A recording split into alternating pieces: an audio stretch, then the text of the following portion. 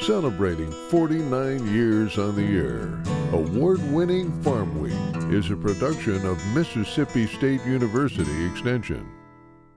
Today on Farm Week, in Iran, a naval blockade, failed peace talks, and a standoff that has farmers on edge. Plus, as if that wasn't enough, a drought that couldn't come at a worse time. In southern gardening, hanging around might be the best way to become the talk of the town. And in our feature, once again, meet Miss Ruby, the queen of 4-H. Farm Week starts right now.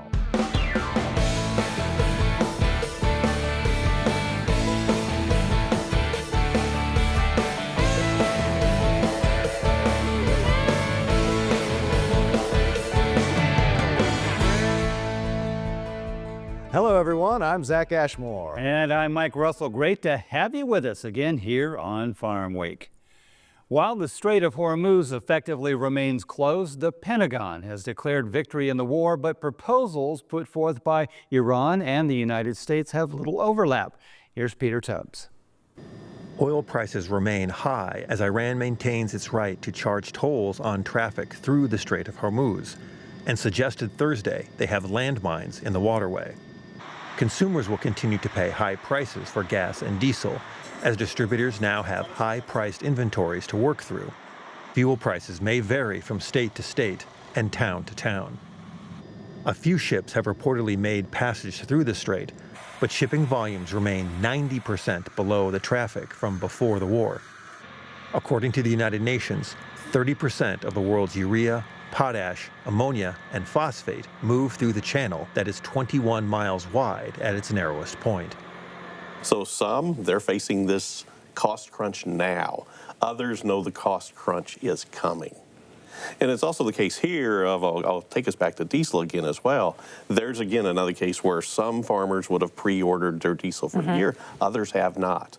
So we're catching some farmers, but not all, like I say, in this cost squeeze right now. But all of them know that this thing is likely going to last into their planning for not only this year's crop, but next year's crop. Military analysts estimate the cost of the war at over $30 billion. According to the Military Times, the first 6 weeks of the war with Iran has resulted in the deaths of 13 American service members and over 380 injuries. So obviously the conflict in the Middle East impacting farmers here at home. Many farmers are seeing rising costs for daily operations, and one of the biggest concerns right now is fertilizer. One farmer in Alabama says rising inflation is pushing many of his peers into survival mode. Iran's closure of the Strait of Hormuz and the blockade by the U.S. also has prices for crucial resources on the rise. Fuel costs are impacting everything from field work to transporting products. Farmers say with so many variables shifting at the same time, uncertainty is growing, and that, they say, will lead to higher prices for everyone.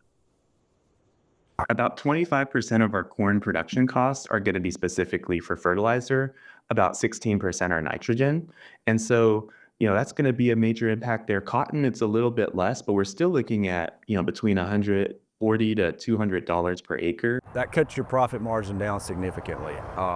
It's right now, it was already pretty hard to turn a profit on it. So we're, in the row crop agriculture world, we're in survival mode right now.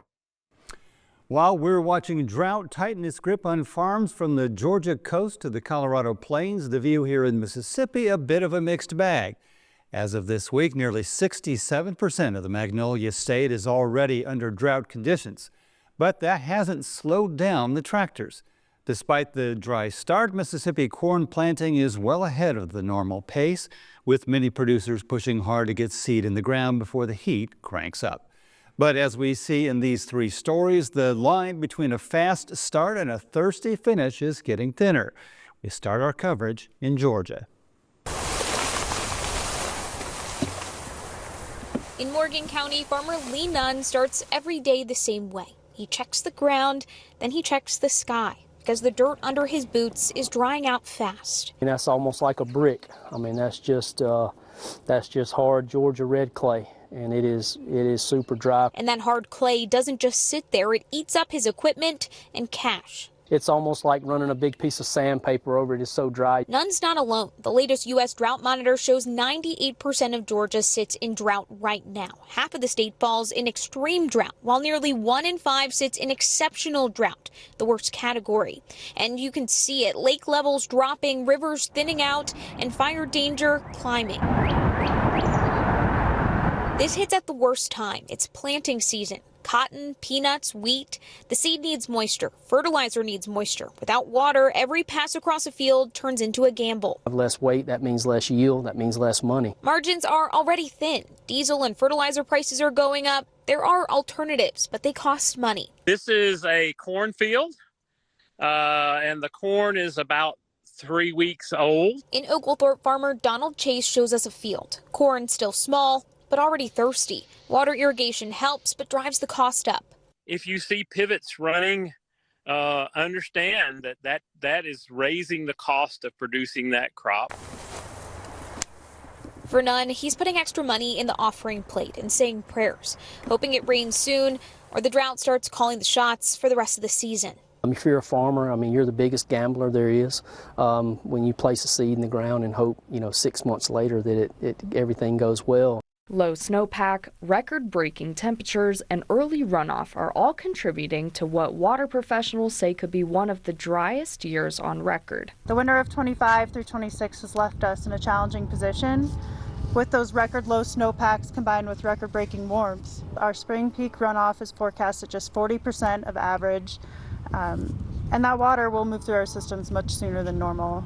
Those conditions are already impacting western Colorado, with Grand Junction moving from moderate to extreme drought in a matter of 2 weeks. As far as our watershed is concerned, our last snow survey of our Canna Creek watershed on the Grand Mesa showed that we were at 41% of our historical average snow water equivalents. But we do have 10,000 acre feet in storage. But as far as runoff is concerned, we did see an early runoff starting March 26th. So it's about 5 to 6 weeks earlier than we normally see it. So the outlook is that we're expecting persistent drought over the next couple months. While Grand Junction city officials say reservoirs are currently holding steady, they warn the real concern is how long the supply will last as demand increases. Water is a finite resource. It's a shared resource here in the Grand Valley. So what one individual does may impact another. And so we ask everybody to share in their wise water use to ensure we have available supply, not only for this summer, but for the years to come. And it's not just cities feeling the strain. Irrigation districts say this year could bring tough decisions for agriculture across the valley. The reality is stark. In places like the Grand Valley, there may simply not be enough water to satisfy all rights. Snowpack across the upper Colorado River Basin is well below normal, and forecasts suggest runoff could be a fraction of average. That means less water in storage, tighter operations, and difficult decisions for the growers who produce the food and permanent crops our communities depend on.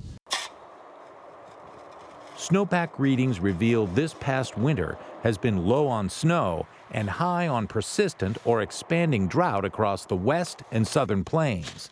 As of this week, U.S. Drought Monitor data reveals over 50% of the country is in a moderate or worse drought. Precipitation across the Midwest has alleviated some of the problem across the Corn Belt from Iowa through Ohio. However, conditions continue to get worse in the West. The heat out west has truly just been ridiculous. I'm based here in Fort Collins, and we set a new monthly March record by 10 degrees Fahrenheit. So our previous was 81 degrees. We hit 91. Previous to that, we hadn't seen a 90-degree day until May. Mountain snowpack conditions remain well below normal despite this week's precipitation across higher elevations. Currently, the snowpack in the Pacific Northwest is 50% below normal. The Southwest and Southern Plains are in the grip of a 6-year-old drought. Really, March has just made the story so much worse. The heat that we saw in March, particularly in the western U.S., was very unprecedented and honestly bordering on edge of what I think scientists would even think would be possible at this time of year. So truly that has just fully changed the situation. On the lighter side, time for a Southern gardening selection from Dr. Eddie Smith. This week, a popular topic, hanging around. Here's Eddie with the DIY of colorful hanging baskets, a more fun way to be a basket case.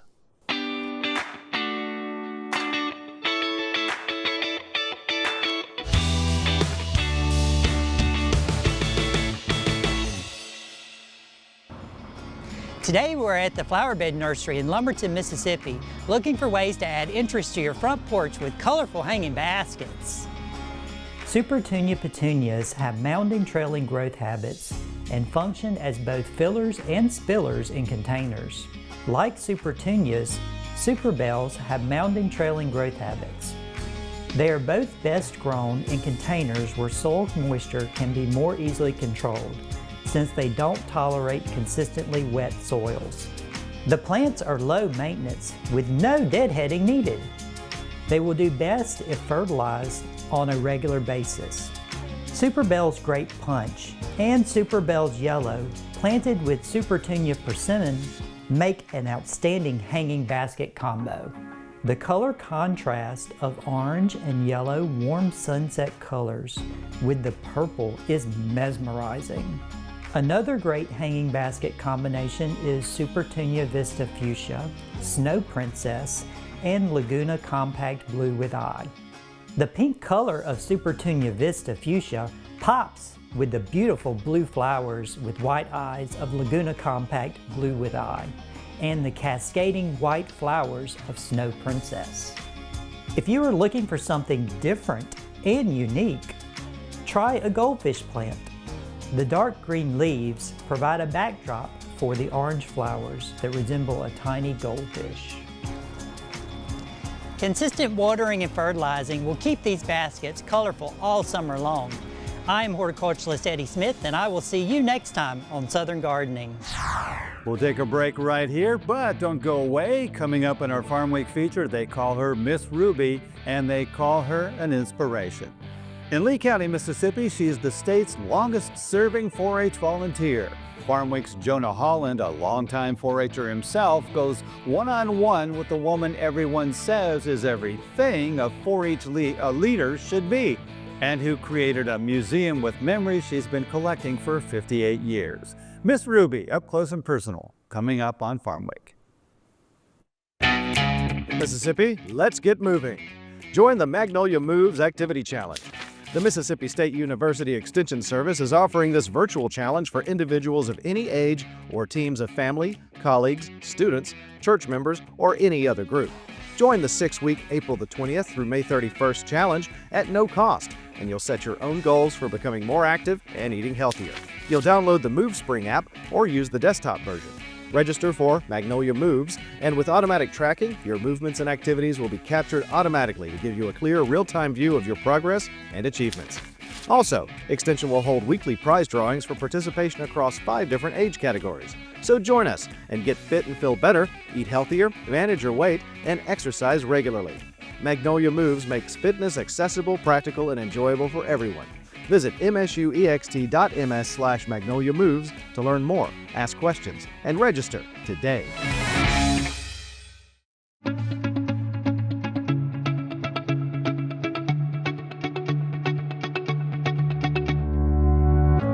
I believe in people and their hopes, their aspirations, and their faith. I believe in intellectual freedom to search for and present the truth without bias and with courteous tolerance toward the views of others. I believe that education is a lifelong process, and the greatest university is the home. That my success as a teacher is proportional to those qualities of mind and spirit that give me welcome entrance to the homes of the families I serve.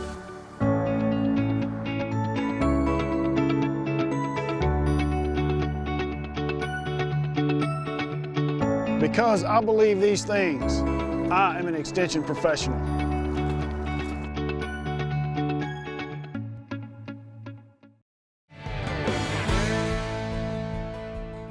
Time for the market report. As you might expect, a bit of a downturn in the market. That and this month's WASDE report, along with more market talk. But first, the numbers.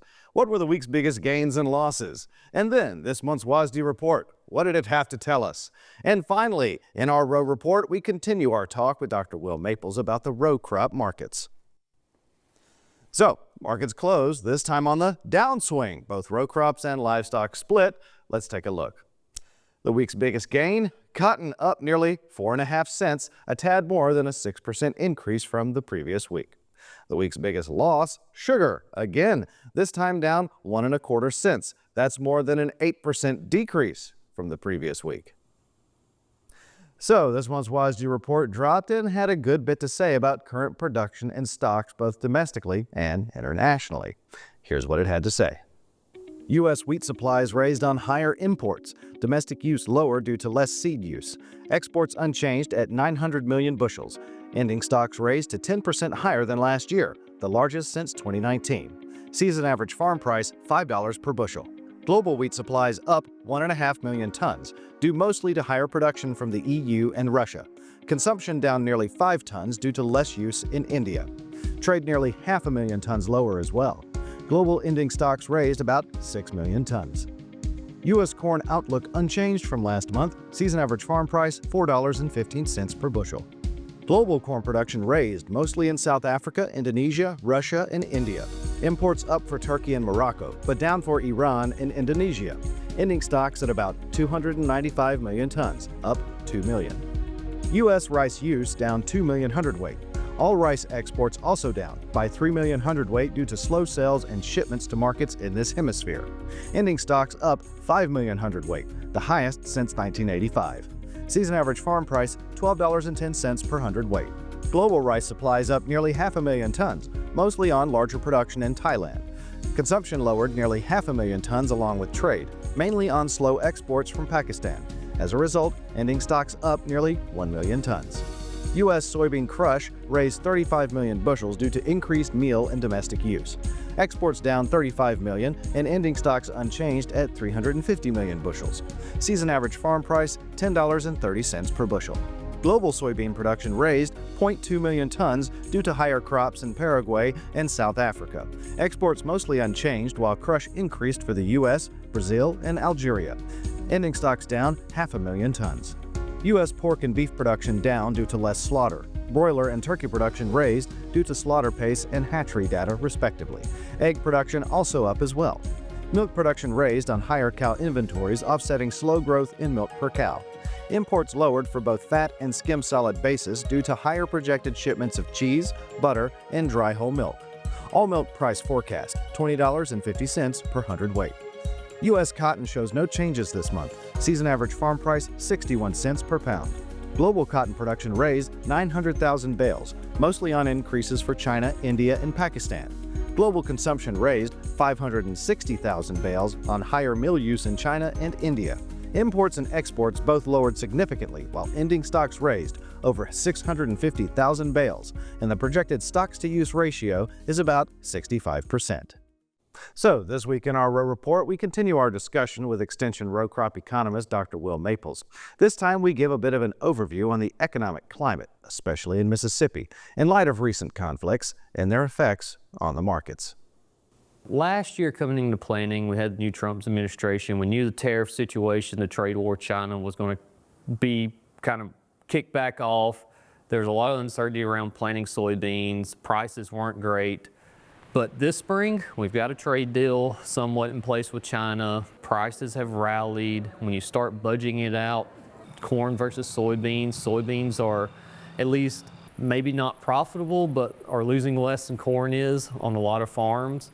The high input costs with corn is another big factor, especially that fertilizer piece. We got high fertilizer prices still. Producers in this feel a little bit more comfortable planting lower cost soybeans than corn. In this report, last year we planted 160,000 acres of corn. We're cutting that in half. Planting Perspectives report says Mississippi's going to plant 80,000 acres. This would be the lowest amount of rice we've planted in the state since the early 70s. A few years ago we planted 87,000 acres, But outside of that, we've been up over 100 to 200,000 acres most years. Rice has been one of those commodities, prices that's been tanking through the fall. They're having export issues. Some producers are having issues just trying to sell it, even out of their bins this year. So there's not a lot of optimism around the rice market, and it's showing with kind of current projections of what we're going to plant. So a lot of the Midwest producers, they're growing corn, they're going to face these high fertilizer prices, but they're able to get some of that fertilizer out already, probably booked at lower cost. Southern producers, especially here in Mississippi, if they hadn't had anything booked and they're growing corn as we get into the year, it's definitely going to be a kind of a shock to their bottom line with these new high prices that we're seeing. And that's it for a deeper look into the markets. Seems uncertainty in fertilizer prices will be a determining factor in Mississippi ag this year. Mike? Thanks, Zach. In this week's feature, a story we really look forward to bringing you again. They call her Miss Ruby, and she's been a big part of the 4-H experience for a lot of Mississippi youth. But there is much more to Miss Ruby's extraordinary story than you might think. Farm Week's Jonah Holland has more. I just love people. It makes me happy, make my heart cool. And so I just love people.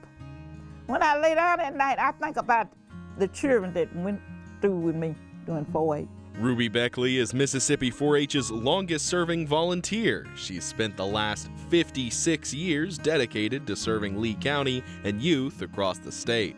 She's who we should all strive to be where 4-H is concerned. She is what a good leader should be. She cares about her people, she cares about her 4-Hers, she cares about the volunteers, and like I said, she's just an inspiration.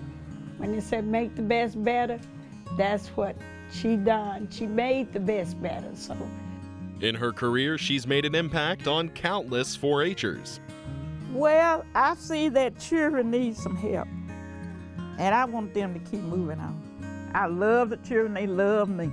You see, I've been all over the United States with children, and I love it because them children, they love to work and raise their own money to get buses and cars and things. And we've been all over the United States. I even been to the Bahamas with children. It's about learning and doing, working. If they have a project, they need to work on their project. A lot of children don't even know how to public speak. So you need to start them to working with 4-H. 4-H is a word, learn by doing. I said it's about 4-H doing what they need to do, working, making the best better for this United States of America. That's what it needs to be. Young people need to know that 4-H would help them in this United States. Getting money. They always begging for money. Why not work and get the money? Because you can get it through 4-H. You can get scholarships and all those good things. Not only is she an inspiration to youth, but to other volunteer leaders as well. Because when you think about the R in her name, you think about how reliable she is, how she takes on responsibility, how she just rises up and go to the U. I think of her as being unique. There's only one Miss Ruby. And when I think about the B, she's a believer. A believer. She believes in what she's doing, and she never falls short. If I see the Y, I think about the yearning, how she just yearns to do more and more and keep others going. Not only children, but adults. She leaves an impact on you, a lasting impact that no one can take away. All that Miss Ruby. Ruby says she's kept every piece of 4-H memorabilia since 1968 and has turned her garage into her very own museum. I said, Lord, I wonder what I could do with all these pictures. The Lord said, do a museum. And that's what I began to do myself. I started nailing pictures upside the wall. You see my picture back there? And I had pictures all, and I moved them down there. And every picture that I had in the boxes thing, I pulled them out and nailed them upside the wall. And that's how I started that museum. It is an absolute time capsule of what 4-H is and has been for the last 56 years. I mean, it's wonderful. It's not only Starlight 4-H Club members in there. I think she got the entire Lee County 4-Hers in there. You know, 'cause she said, I said, that's my daughter right there. She said, I didn't know I put your daughter in here. I said, well, you got them all. You got all the 4-H's that's been through Lee County. She has it in that museum. I want people from far and near to come see the museum and see what 4-H was about. Some people don't know. I did a lot of work, man, for the years, from way back there in '68. You know I've been rich, because I worked with 4-H. I've been rich. And y'all can get rich too, but you got to get yourself involved. Amen. So y'all get involved with 4-H, and I tell you, you're going to move on up. So y'all instill in your children that 4-H is what's moving now. You know that? 4-H is moving, and they're going to move on, because I'm going to be praying for the children that do want to do something in 4-H.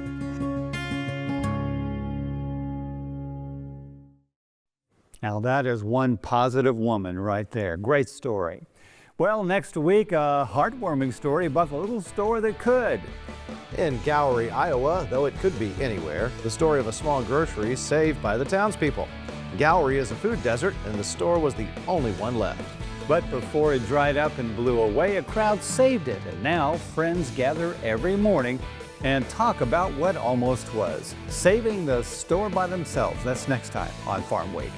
Remember, if you missed a story, look for past episodes of Farm Week on our website at farmweek.tv. And don't forget to follow us on Facebook and YouTube. See you next week. Thanks for watching.